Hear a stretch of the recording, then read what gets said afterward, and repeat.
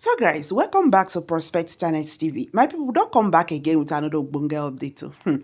Right now, we want to talk about what is trending right now. Nigerian government done the shake up.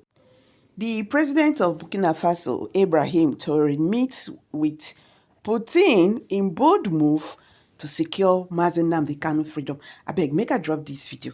We'll go see am. We'll see how they are going to do this through the UK government. Thank you. I'll be right back. During my recent visit to Moscow, I met privately with the President of the Russian Federation. Our discussion went beyond trade and security to address the moral duty of global leaders to defend justice.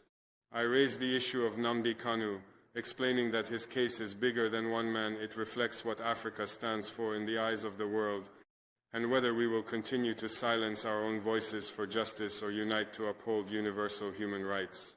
I explained clearly that Nnamdi Kanu's voice has awakened millions. Agree or disagree with his methods, his message resonates with many Africans who feel unheard, unrepresented, and neglected. I told him that Kanu's imprisonment has become a symbol not of division, but of the unfinished business of African freedom. The Russian president listened closely. He asked questions not as a politician seeking advantage, but as a man trying to understand the deeper current behind this issue. We spoke about the political implications, but also about humanity, the simple truth that no one should be punished indefinitely for speaking their mind, especially when that speech seeks justice. I told him plainly, what happens to Nnamdi Kanu affects the moral balance of Africa. When one voice of freedom is silenced, every other voice grows weaker. And when one African is unjustly caged, the rest of us remain partly enslaved. He nodded and responded thoughtfully. He said, Africa deserves to breathe freely. It deserves leaders who protect its conscience, not imprison it. Those words struck me deeply. I urged him to use his country's diplomatic weight to open channels of conversation, not confrontation with the Nigerian government. I made it clear that the goal is not interference but mediation, not pressure but peace. The Russian Federation, I said, can help foster dialogue that respects Nigeria's sovereignty while promoting justice and humanitarian principles. He agreed that lasting peace is built not by suppressing truth but by confronting it. He said Russia would be open to facilitating talks that encourage a peaceful and fair resolution, and to standing with African nations that seek equity rather than exploitation. We both understood that Africa's struggles are not isolated. Every unjust imprisonment, every silenced truth, weakens the moral foundation of the global order. The same world that speaks loudly of democracy must also listen when Africans demand it in their own way. As I left Moscow, I carried with me a renewed belief that justice can still prevail, not through force, but through cooperation and moral courage. The Russian president's response gave me hope that the world is beginning to understand Africa's new tone.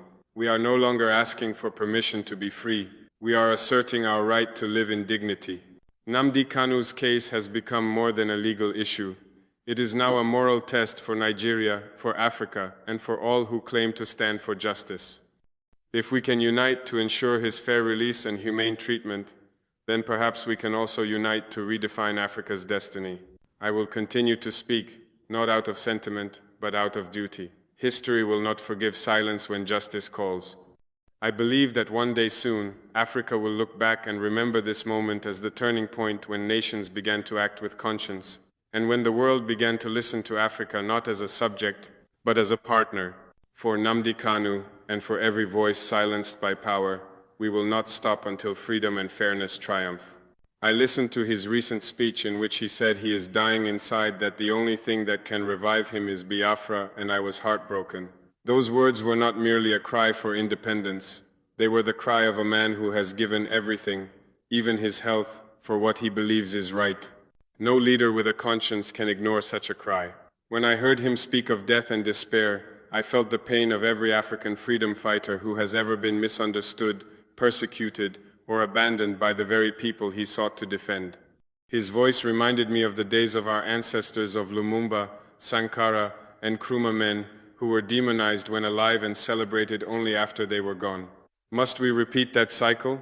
Must Africa always wait until her heroes are dead before she honors their sacrifices?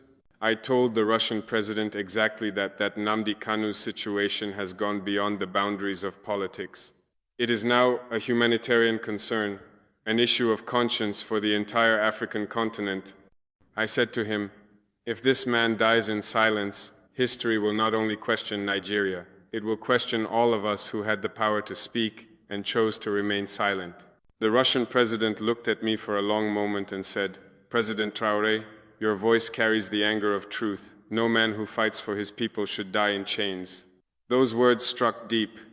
They reminded me that justice is not a Western concept. It is a universal principle that must be defended everywhere, especially in Africa, where oppression still wears new faces and speaks new languages. I told him that Africa is not asking for pity, nor for external rescue. We are asking for fairness, for mutual respect, and for space to define our destiny. Nnamdi Kanu's struggle may have been born in Nigeria, but the spirit behind it lives in every African who refuses to be silent in the face of injustice. I emphasize that his detention, despite court rulings and international appeals, is eroding trust in Africa's democratic process. It tells the world that in Africa, justice can still be ignored when it becomes inconvenient to those in power. That is a dangerous message, one that undermines every effort we are making to build strong, credible, and accountable governments. The Russian president agreed that Africa must not be treated as a continent of perpetual victims, but as a partner capable of determining its own moral course. He acknowledged that Moscow would be willing to open quiet diplomatic channels to encourage Nigeria toward a resolution that preserves both its sovereignty and its humanity. When I left that meeting, I felt the weight of our shared responsibility as leaders. I realized that the fate of one man, somewhere in a detention cell, could shape the future of how the world perceives Africa's moral integrity. Since that day, I have instructed my diplomatic team to maintain communication with our Russian counterparts. The goal is simple: to transform sympathy into strategy and empathy into effective diplomacy. We must ensure that dialogue replaces delay and that compassion replaces condemnation. To the Nigerian government, I once again say this with all respect: release Nnamdi Kanu not as a concession, but as a gesture of courage. Let his freedom mark the beginning of national healing. Let it show the world that Nigeria remains a land where justice still breathes and where leadership still carries a human heart. To the African Union, I say, the time to act is now. The silence of our continental institutions has become too heavy, too loud.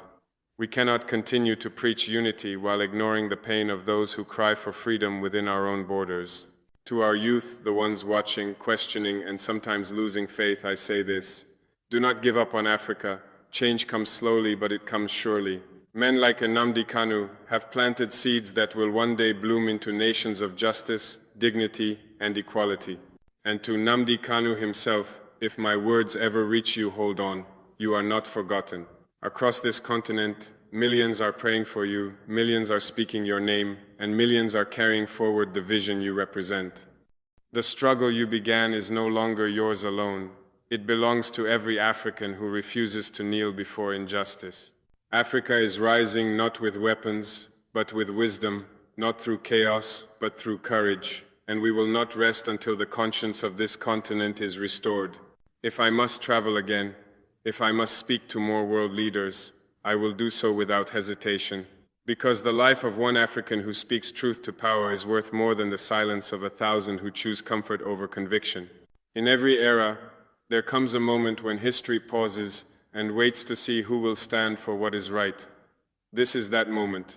For Nigeria, for Africa, for Nnamdi Kanu, justice delayed is not just justice denied, it is freedom betrayed. And Africa will not betray her own again. So guys, according to insiders in ASOROCK, is currently shaking right now because of this move. Free Nnamdi Kanu. Kindly type freedom for Kanu. Thank you. Please subscribe to this channel if today is your first time of coming across our videos. Share this video, make it go viral so that our people can understand how the matter they be. Thank you. See you in my next video. Bye for now.